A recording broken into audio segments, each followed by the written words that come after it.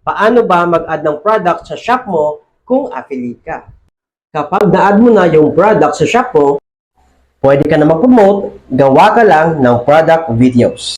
Grabe yung ibang mga affiliates na talaga namang sobrang sisipag. Merong kumita ng 62,000 at ito malupit, 377,000 pesos po. Grabe ka visionary. Kaya tara, let's do it. Punta ka muna sa profile mo and click this three lines.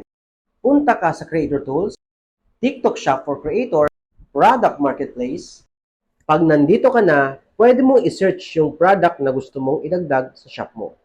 Halimbawa, gusto ko ng wireless microphone, mas maganda pala ka visionary i-promote yung product na nagamit mo na. Click the add button ng product na gusto mo. Pwede kang humingi ng free sample kung gusto mo. Added na siya sa basket ko. Pwede mo rin i-search ang shop mismo ni seller. Yan ang shop ko at mag-affiliate ka na rin. Click all the products. Click mo yung back para ma-check mo talaga kung nasa basket na. Go to manage products. Naka-add na sa basket ko yung mga produkto.